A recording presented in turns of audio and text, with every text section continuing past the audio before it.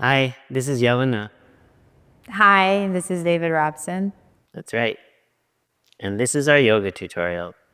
on Dwi Pada Sirsasana. Dwi, two, pada, legs, feet. Shirsha, head, two legs behind the head pose. I don't think behind is actually in the name, but that's where they go. Super challenging pose from Ashtanga's intermediate series. Definitely a gatekeeper. We'll go over all of that. But before we do, Make sure you follow, subscribe. Oh, no, wait, that's the same thing. Follow and subscribe. I don't think there's a follow. Oh, Yeah. subscribe, like, and comment. Yeah. You can follow us on Instagram or around the world on our traveling workshops Okay. or our train of thought. Try to follow that. That's the most difficult. Okay. So, Dwi Pada Sirsasana, two legs behind the head, shows up in Ashtanga's intermediate series, probably about like halfway through. And I said it's a gatekeeper. Gatekeeper is like a term that we use for postures that you need to meet the conditions of before you move past. They're like sort of in the Ashtanga, traditional Ashtanga practice, they're commonly agreed on as these sort of safety stops. And of course, before you would even attempt to do Pada, you're doing Ekapada, one leg behind the head, no problem. And the leg is staying there. You don't need to use your hands. Only when that becomes firmly established in your practice, then we move on to try Dwipada. Yeah, don't put both legs behind your head until you can put one leg behind your head. It's really easy, and we see it all the time when someone tries it too soon to injure your lower back, even higher up on your back, the pain can start to show up. And then, of course, neck. You're really compromising your neck and kind of asking for trouble. So be patient, work on Ekapada, work on opening your hips even before that, and then eventually one day you'll be here. Mm-hmm. Or maybe you are here now. Nature doesn't really want you to do this, like put both legs behind your head. So there's a lot of technique to it. So we actually have a tutorial on Ekapada. So we'll link to it here. You can watch that. And Dwipada has, it's like similar technique, but there's a couple of things to keep in mind when you're trying to get that second leg back. So in Ashtanga, we always put the right leg has to end up on the top. So it means when we start putting the leg behind head for this pose, we always start with the left leg going back first, and then the right one comes so that it would end up on top. Mm-hmm. Yeah. Let's do the Vinyasa. Yep. Okay. There's actually an A and a B. So we go, it has a unique Vinyasa, kind of like the Bhujapadasana Vinyasa in primary series. So Yekam, inhale, Sapta, inhale, you jump the legs around the arms. And you see both of Yelena's legs went around the arms. And then sit down. And right away, you put your left leg and then your right leg behind your head. Usually, we like to procrastinate a bit, but the Vinyasa says inhale into position. And then you bring your hands into a prayer position, Nasagraya Drishti, towards the nose, 5 breaths here. And then Ashtau, hands down, pick up for B, 5 breaths here. Your hips are off the floor, you're balanced on your hands. Then Dasha, Nava, inhale into Bakasana position. And Dasha, exhale, go back. Chatwari, Chaturanga Dandasana, Yekadasha, inhale. Dwadasha, exhale. Good. Okay, that was it. So, whenever you're trying to put your legs behind your head, it's important to remember and understand posterior tilt. Posterior tilt, meaning the hips roll back, right? And anterior tilt is when the hip bones roll forward. You can see that's kind of creates extension in the lower back.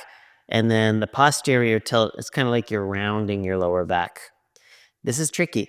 You want to go into a posterior tilt so that you're angling your legs behind your head, but you need to get your thoracic spine to reach towards extension because the legs are going to be pressing your upper body and your head down. So you'll have to resist there without losing the posterior tilt. Okay? So first thing, you go into a posterior tilt, you put your left leg behind. So left knee goes behind the shoulder, and maybe turn forward, and I can see your hand position as well. So watch Jelena's hands here. The right hand holds the left heel. She's resisting into the hand through the heel to activate the leg. The flexed foot helps to kind of keep the shin and the thigh in line to protect the knee. And then the knee goes behind the shoulder and the hip stays forward. So make sure you're not swinging or hiking the left hip back when you put it behind the shoulder.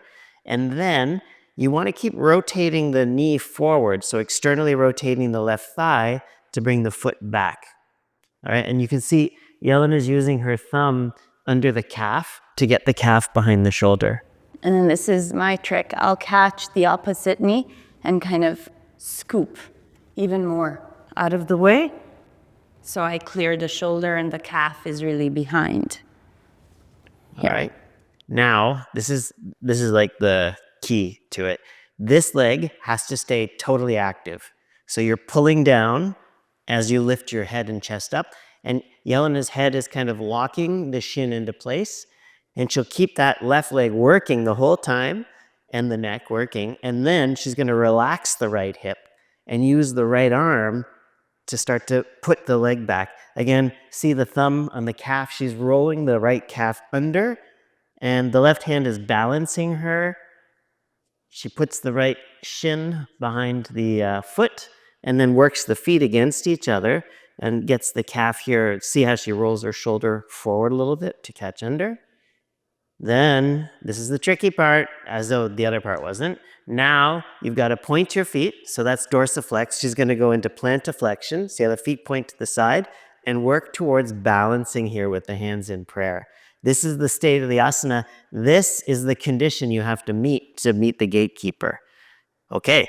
And can I say here too, so see one hand stays here. I bring this one into the prayer and my elbow is pressing here at the back of my thigh and here. And so I use that to kind of keep lifting my chest without changing my lower back.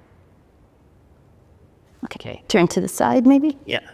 So Jelena's lower back here is round, as it should be, but she's resisting up through the shoulders. So she's not trying to initiate from down here. That'll hurt your back.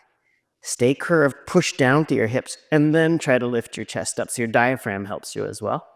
Good. And then B, the hands come forward and stay in your tucked position. So see how Jelena leaned forward into the hands and then lifted up. Tailbone comes forward, chest lifts up. I find this part much easier. And then from here, you release into Bakasana. So don't worry about Titibhasana. Don't stay there. You just bring your feet out to the sides, bring the head and shoulders forward, feet together, and then on the exhale, you go back, Chitwadi. Okay. That's a long hold. Yeah. It was. So one of the things I also play with, the feet, as David mentioned, have to be pointed. But sometimes when you're holding it, flexing the feet will allow you to find that flexing, these are my legs.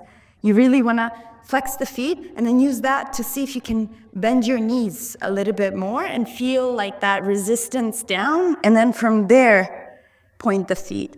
And so sometimes if I'm holding the pose for the proper 5 counts plus 5 counts, somewhere in between, I sometimes do that to wiggle and stay a little bit deeper because the feet start sliding. Yeah. Because you want the hamstrings should keep activating to bend the knees to Yeah. pull in. So when you flex your feet, when you dorsiflex your feet, it's an easier way To access to get that. into your hamstring, Yeah. you know, and to flex the knee. So you're kind of trying to create that effect and then point your foot. Yeah. And really let yourself slouch. Sometimes when I teach it, I'll even cue like slouch down and then find the lift through the pelvic floor so you feel that, and then don't change, just lift here. Really watch, it's so easy and it creeps in so quickly. The kind of, you think if you find more extension that somehow it'll be easier, and you can even put your leg behind your head, but very quickly the pain starts to show up. So ground down through the sits bones and pull back. Move slow. Kind of a key movement in Ashtanga, this posterior tilt and then lumbar extension. Thoracic extension. So you stay a little bit flexed in your lumbar spine and your lower back, and then you're trying to bring your chest and ribs away. We do it in the primary series a lot too. Yeah. Twists, right? That's the twists stuff. Let us know. This pose is regularly assisted in Mysore setting when you get it, and when it's new to you, the teacher would come over and help you over and over again. So let us know if you want us to do maybe a tutorial on how you can teach your partner at home to give you a little help with this. Maybe we can do it for you. Okay. Remember to subscribe, comment, let us know, and we'll see you next time. Bye.